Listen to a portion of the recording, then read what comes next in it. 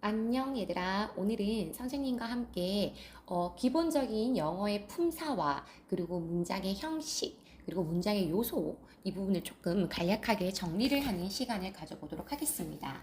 자, 지금까지 여러분들이 이제 배웠던 모든 단어들은 다 각자의 뜻을 가지고 있고 기능을 가지고 있거든요. 근데 우리가 그 기능을 뭐라고 하냐면 품사라고 합니다.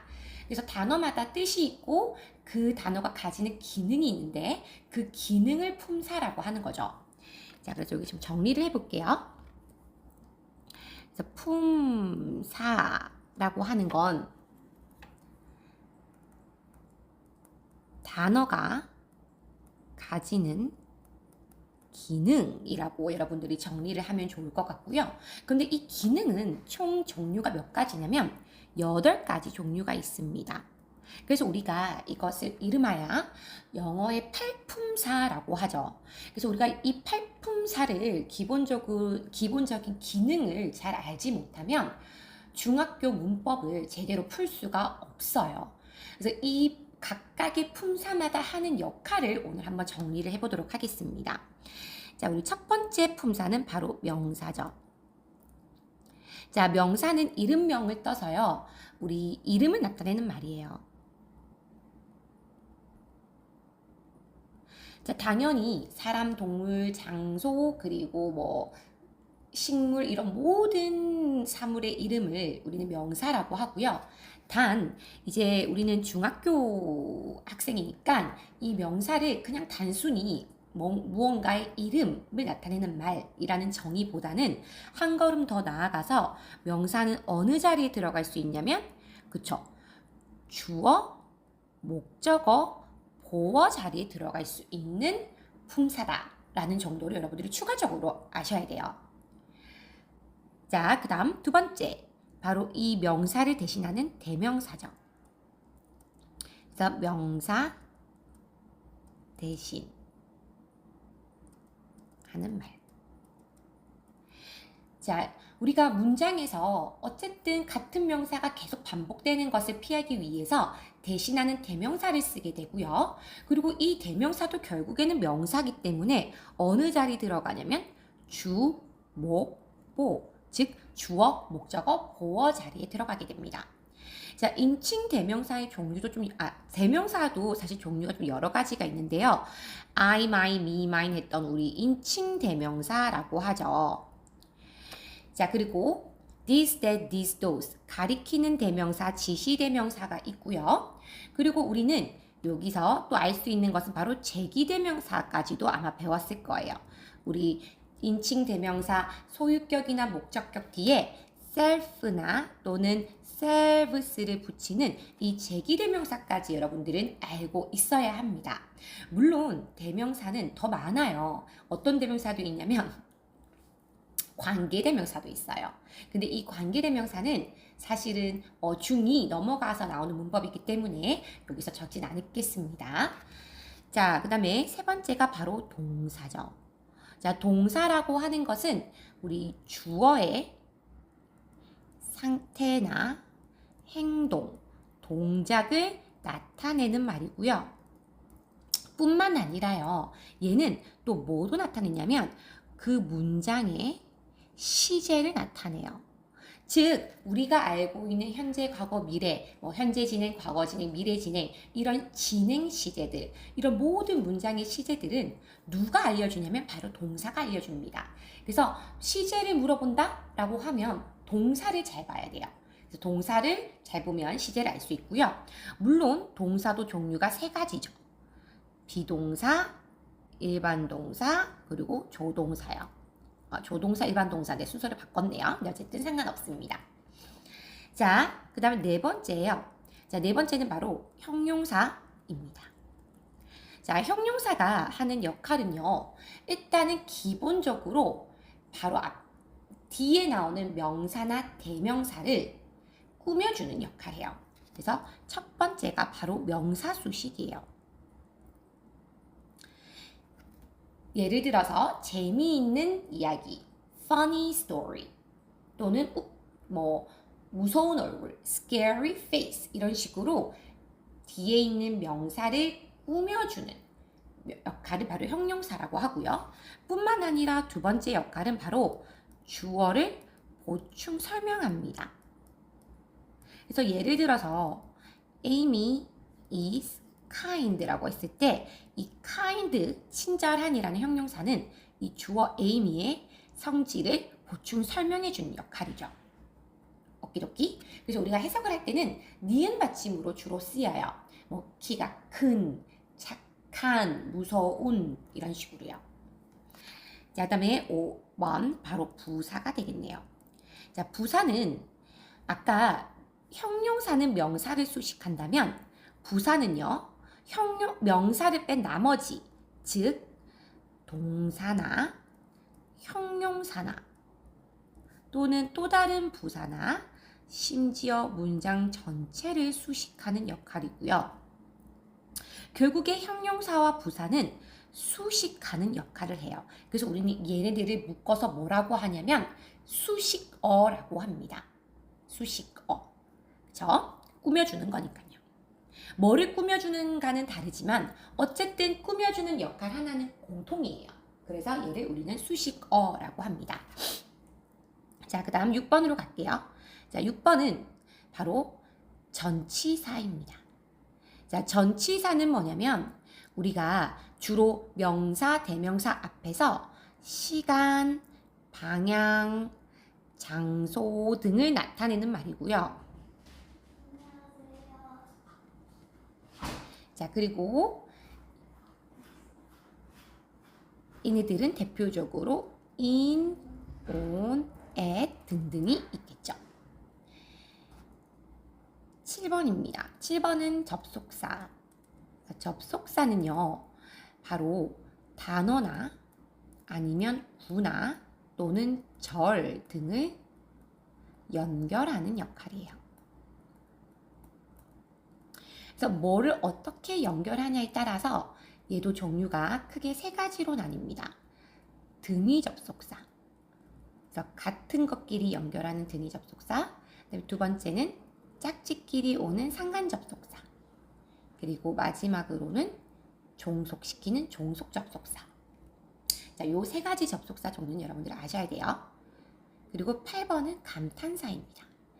감탄사는 사실 잘 쓰이진 않지만 대표적으로 그냥 말 그대로 감정이나 감탄을 나타내는 말이고요. 뭐 와우, oh no, 자, 이런 종류가 있겠죠. 자, 그러면 이 8개의 품사들은 과연 문장의 어느 자리에 들어가야 할까요? 자, 이게 정말 아이들이 헷갈려하는 부분인데요. 우선 선생님이 조금 정리를 좀 해볼게요. 이게 품사를 했고요. 문장의 요소를 좀 정리해 보도록 할게요. 우리 문장의 성분이라고 할게요. 자, 그러면 문장을 이루는 성분들은 뭐가 있냐면 바로 그 문장의 주인공, 주어가 있어요. 자, 선생님 여기 할게요. 자, 주어가 문장 성분이고요. 그리고 이 주어의 동작 상태를 나타내는 동사도 문장 성분입니다. 그리고 동사의 대상이 되는 목적어, 우리 object라고 하죠. 을에 해당하는 이런 목적어가 있고요. 그리고 보어, 보충 설명하는 보어가 있습니다.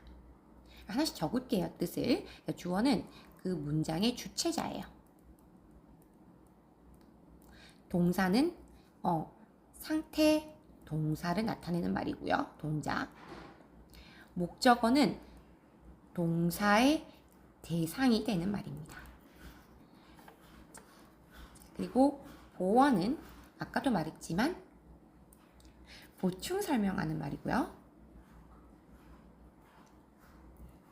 그리고 마지막으로는 수식어가 있어요. 자, 이 수식어는 말 그대로 우리 아까 형용사 부사처럼 뭔가를 수식하는 역할, 꾸며주는 역할을 합니다. 그래서 부연 설명 또는 꾸며주는 역할. 자, 그러면 우리 8개의, 아까 위에 배웠던 이 8개의 품사 중에서 주요 품사들, 즉, 전적, 감을 뺀 이 5개, 명사, 대명사, 동사, 형용사, 부사, 이 5개를 가지고 어느 자리 들어갈 수 있는지 한번 정리를 해볼게요. 여기 첫 번째, 명사, 그리고 대명사, 그리고 동사, 형용사, 그리고 부사. 자, 그러면 명사, 대명사, 얘네들은 명사 패밀리거든요. 자, 명사 패밀리는 우리가 아까도 말했지만 주어, 목적어, 보어 자리 들어갈 수 있어요. 그러니까 얘네들은 만능이에요. 그래서 얘들은 무조건 주어, 목적어, 보어 아무 자리나 들어갈 수 있습니다. 자, 두 번째 동사는요. 선생님이 아까 이거 동사 잘못 적었네요. 이건 우리가 서술어라고 해요. 서술어라고 하고요. 미안합니다. 자, 그리고 동사만 이 서술어 자리 들어갈 수 있어요. 그래서 우리는 서술어를 그냥 문장에서도 뭐라고 하냐면 그냥 verb라고도 표시합니다. 그냥 동사 그 자체로 표시하죠. 주어는 subject고요. 그리고 목적어는 우리 object라고 하죠. 자, 형용사 부사는요, 수식어기 때문에 일단은 기본적으로 이렇게 수식어 자리 들어가고요. 근데 형용사는 아까도 말했지만 보충 설명하는 보어 자리도 들어가요. 그래서 지금 이 차트를 여러분들이 좀 기억하시고 외워야 돼요.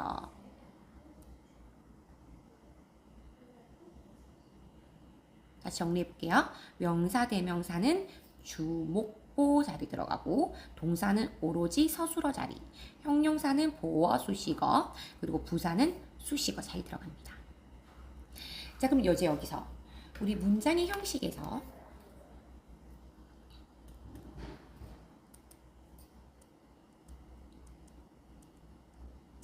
자, 그러면 이제 여러분들이 이 문장의 성분들을 가지고 문장을 만들 수가 있는데요. 자, 우리 문장의 형식은 5가지밖에 없어요. 1, 2, 3, 4, 5, 총 5가지고, 자, 형식, 1형식은 주어, 동사, 즉 주어와 서술어만 들어가는 거죠. 2형식은 주어, 동사, 주격, 보어. 자, 보어 중에서도 종류가 2가지예요. 주어를 보충 설명하는 주격 보어라고 하고요. 우리는 SC라고 합니다. 그리고 목적어를 보충 설명하면 우리는 목적격 보어, OC라고 하죠. 그래서 2형식은 주격 보어, 즉 형용사나 명사가, 여기 지금 보어 자료에 쓰이는 건 형용사하고 명사거든요.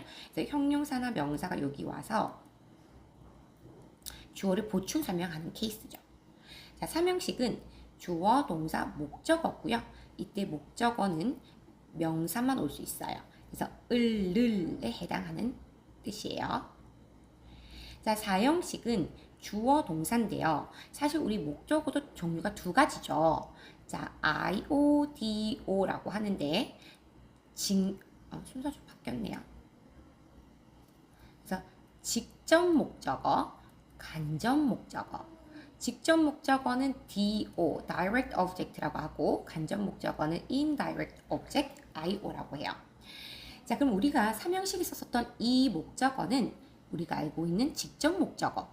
목적어, 대표적으로 우리가 을르리라 해석했던 거는 다 직접 목적어라고 보시면 되고요.